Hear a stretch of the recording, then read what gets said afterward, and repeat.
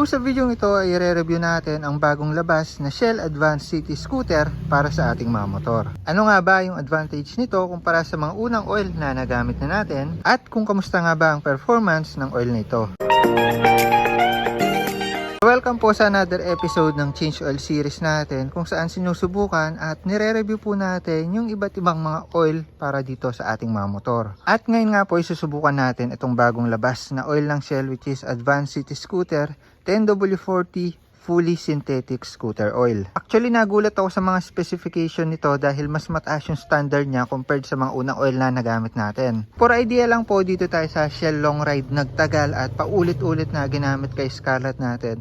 Kasi talaga namang napaka-smooth at napakaganda niya gamitin lalo na sa mga long ride. Akala ko nga ito na yung endgame natin pero nung lumabas itong bagong oil na to at tinignan natin yung specifications nito, tulad na lang ng pangalan niya na city scooter nga. Tapos nasulat pa dito, expertly engineered for stop-start city riding. Kumbaga, akma po siya dito sa traffic condition or sa urban traffic ng bansa natin. Lalo na't di naman sobrang ganda ng mga kalsada dito or pahinto-hinto tayo dahil sa traffic nga, di ba? Daw na-design itong oil na to, pero mas na-elaborate pa to dito sa bandang likuran. Nakasulat dito, formulated for optimal performance nga in city riding kahit na 354 start and stops per day yung magawa natin. Pagkakaintindi ko dito sa start stops na to is yung pahinto-hinto natin dahil nga sa traffic. Or kung may idling system kayo na kusang nag-i-stop yung engine nyo at aandar kapag tinrottle. At isa pa sa nagustuhan ko dito, low-key niyang Finlex na kayang umabot ng 8,000 kilometers at 19,000 start-stop. Itong engine oil na to which is sa Shell Advanced Long Ride natin, makikita na natin dito sa harap na kaya niyang umabot ng 6,000 kilometers, pero dito low key lang na Finlex na kayang umabot ng 8,000 kilometers. So ibig sabihin talaga kaya nitong mas tumagal dito sa ating mga makina. Actually itong Shell Long Ride 2K Odo lang to, change oil ko na kahit 6K Odo yung nakalagay po dito. So dito 8,000 kilometers yung nakalagay, palagay ko kahit mga 2.5 kakayanin po niya. Isa pa sa nagustuhan ko sa oil na to is perfectly made po siya para sa mga scooter kasi Jaso MB na po siya. Tsaka nasulat naman po dito sa harap, city scooter, Jaso MB, which is yun po yung mga akmang oil para sa mga scooter or mga dry clutch. Po yung dahilan rin kung bakit nasabi kong mas quality itong oil na to kasi yung API standard po niya is umabot na po sa API SP, which is mas mataas yung quality nito compared dito sa mga naunang oil na ginamit natin. Dito kasi sa long ride po natin is API SN lang po siya. Mga hindi po nakakalam, the more na mas higher yung API standard or yung huling alphabet na nandito pagkatas ng S, halimbawa yan, letter N, the more na mas maganda yung quality ng oil or kaya niya mag-prevent ng wear and tear at mas magandang performance sa ating mga motor. So itong Shell Long Ride, letter N po yung dulo niya. Itong bagong oil po natin is letter P. So ito na po yata yung may pinakamataas na standard ngayon dahil bagong labas din. So dito sa mga ibang oil na ginamit natin, ito Motul, nasa API SL lang po siya. Ibig sabihin natalbugan na po nitong city scooter yung API standard ng mga unang oil na ginamit po natin. Itong Pro Honda kasi wala po siyang nakalagay na API standard pero for sure mas mataas pa rin po yung API rating po nito. Base pa lang sa specifications nitong oil na to, panalo na tayo sa quality dahil mas lamang po siya sa mga naunang oil. Also perfect na perfect po ito sa mga scooter at saka dumadaan po sa mga urban traffic or pang city driving. Kumbaga kahit pahinto-hinto po tayo dahil sa traffic, kayang protektahan ng oil na ito yung makina po natin. Hindi po siya mabibigla, also mape-prevent niya po yung wear and tear. So ganun po kaganda itong oil na to kasi nga pang city driving, city scooter oil. So about naman po sa price, di naman po siya masyadong nalalayo sa mga unang oil na nagamit natin. Actually kung bibili nyo to online, nasa 310 pesos lang, pero binili po natin siya combo na po, may kasama na scooter oil, nasa 380 pesos lang po yan. Maglalagay na lang din po ng legit na link kung saan po natin nabili yan para sa trusted shop po kayo mabili. Kasi yung mga ganitong oil natin na nabili is may code po talaga yan, ayan katulad nito, legit na legit. At kung bubuksan po natin dito sa likod, ayan may patong po siya. So baka kasi makabili kayo ng fake, mas masira po yung makina ng motor po ninyo. So maglalagay po ng link sa baba kung saan po natin nabili sa trusted shop itong oil natin, tsaka itong scooter oil. By the way, yung pagpapalit natin ng gear oil at pagpapalit ng bagong bolts, lalagay ko na lang po sa bukod na video. Yan, lagay lang natin tong oil na to, tapos i-review natin, tignan natin performance sa kalsada.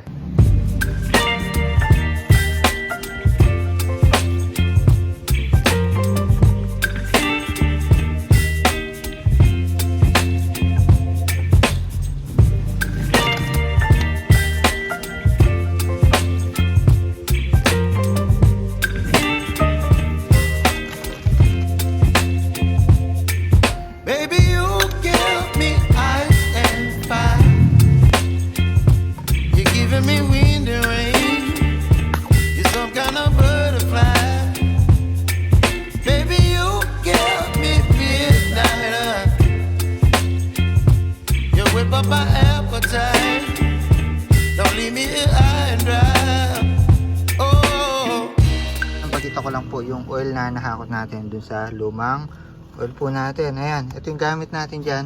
Shell long ride. Napang long ride po natin yan sa Sagada. At goods naman po yung quality nito. So recommendable. Yung binyahe po natin Sagada balikan is 700 kilometers. So yung total siguro ng oil na to is nasa halos 2,000 kilometers na din. So sulit na rin. So kung long ride yung usapan, pang malayo ang biyahe, at kung di naman traffic yung dadaanan nyo, eto, recommendable ko po itong Shell long ride. Okay na po tayo sa gear oil natin. Napalitan na rin natin yung mga bolts natin, pati yung engine oil natin. Ayan, ngayon start naman natin ng mga 10 minutes bago natin tignan yung performance sa kalsada. So para umikot yung oil dito sa ating mga makina. Mga 10 minutes, painitin lang natin para tumaas yung oil. Yun. Ayan, road performance naman po tayo. Tingnan lang natin dito kung smooth yung ating mga engine at kung okay po siya sa city rides. By the way, hindi pa po ito long term review. Siguro mga ilang kilometrong biyahe lang to. Test lang natin siya sa traffic, kung responsive din po yung kanyang throttle, at kung maganda yung arangkada ng ating mga makina. Siguro soon, itry natin i-long ride itong oil na ito para makita din natin kung good siya sa mga malayo ang biyahe. Ngayon, so far, so good. Okay naman po yung engine natin. Katulad lang naman siya ng performance ng mga naunang oil po natin. So, katulad lang naman po yung smoothness niya sa Shell long ride. Ayun o. Makinis yung takbo, lalong-lalo na kapag bagong change oil talaga. Arangkada naman, ayun o.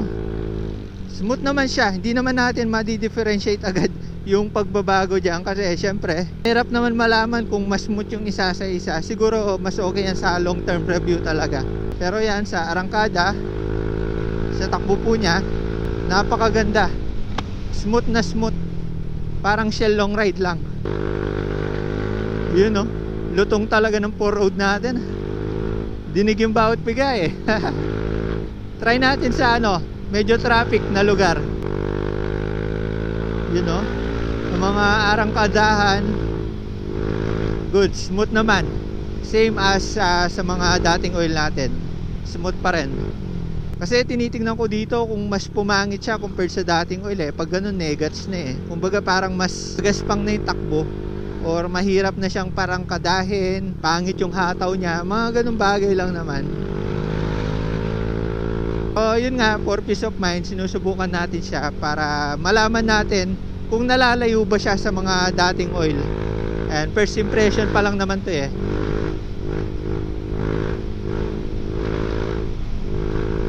Smooth. Yung mga Shell oil naman na nagamit ko halos, smooth lagi yan eh.